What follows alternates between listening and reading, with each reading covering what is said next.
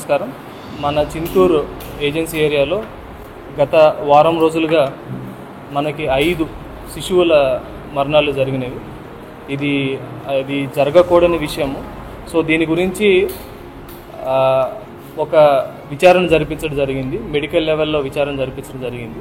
So అలాగే మెడికల్గానే కాకపోకుండా వేరే departments వారిని కూడా ఇది కాన్ఫిడెన్షియల్గా పెట్టి వేరే డిపార్ట్మెంట్స్ వారిని కూడా మన జరిగిన ఆ ప్రదేశాలకు పంపించి వాళ్ళని విచారణ జరిపించడం జరిగింది. సో అందులో మాకు వచ్చిన ఇన్ఫర్మేషన్ ఏమిటంటే ఈ ఐదు మరణాలు కూడా మనకు వచ్చేసి గంగన్నమెట్ట, బొడ్డుగూడెం, సింగన్నగూడెం అండ్ మన చెదలవాడ అనే ఈ ప్రాంతాల్లో జరిగినవి. 3 వచ్చేసి ఏడుగురాళ్ళపల్లి పిఎస్సి పరిధిలో జరిగాయి, 1 వచ్చేసి మన తులసిపాక ప్రాంతంలో జరిగింది. సో ఆ మూడిట్లో కూడా ఈ మన ప్రాథమిక విచారణ జరిగిన దాంట్లో మనకి వెలుగులోకి వచ్చిన ఏంటంటే ఒక కేసులో గంగన్నమెట్ల అనేది జరిగిన దాంట్లో ఆ పేషెంట్ ఆ బేబీ వాళ్ళ తల్లిదండ్రులు డైరెక్ట్గా ఒక ఆర్ఎన్పి డాక్టర్ దగ్గర తీసుకొని వెళ్ళి సో ఆర్ఎన్పి డాక్టర్ దగ్గర వైద్యం చేసి అక్కడ అది మళ్ళీ వికటించడము, తర్వాత అది నయం అవ్వకపోవటం లేదని తెలిసేసి అక్కడ నుంచి వాళ్ళని మన భద్రాచలంలోని స్వాతి హాస్పిటల్కి అక్కడ తీసుకెళ్ళడం జరిగింది.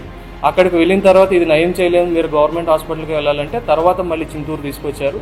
చింతూరు నుంచి మళ్ళీ ఇక్కడ రెఫర్ చేసి రంపచోడవరంగా పంపిస్తుండగా అక్కడ ఆ బేబీ చనిపోవడం జరిగింది.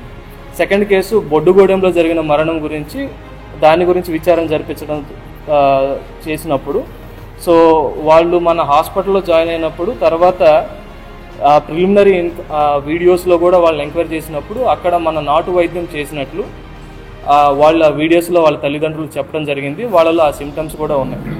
నెక్స్ట్ సింగన్నగూడెంలో జరిగిన విషయం ఏమిటంటే తల్లిదండ్రులకి ఆ తల్లికి టీబీ అనేది ఉంది. సో గత 2 కాన్పుల్లో కూడా వాళ్ళకి ఇట్లా టీబీ వల్ల ముందు పుట్టిన బిడ్డలు కూడా చనిపోవడం జరిగింది. వాళ్ళకి కాన్పు వచ్చినప్పుడు కూడా ముందే డాక్టర్స్ టీబీ ఉంది కాబట్టి మీరు మెడికేషన్ తీసుకుంటున్నారు కాబట్టి ఇప్పుడు కొంచెం ఈ కాన్పుని పోస్ట్ పోన్ చేసుకోవటం అని సూచించడం జరిగింది. కానీ వాళ్ళు వినలేదు. తర్వాత పుట్టిన బేబీకి కూడా వ్యాక్సినేషన్ చేసేటప్పుడు అతనికి ఫీవర్, దాని తర్వాత ఇట్లా కోల్డ్ ఉండటం వల్ల అప్పుడు కూడా వ్యాక్సినేషన్ కూడా చేయటం జరగలేదు. బట్ తర్వాత ఇలా వచ్చింది. సో వాళ్ళు కూడా డైరెక్ట్ ఇక్కడ మనకి భద్రాచలంలోని ప్రైవేట్ హాస్పిటల్ తీసుకెళ్ళడం జరిగింది. సో అక్కడ ఈ బిడ్డ మరణించడం జరిగింది.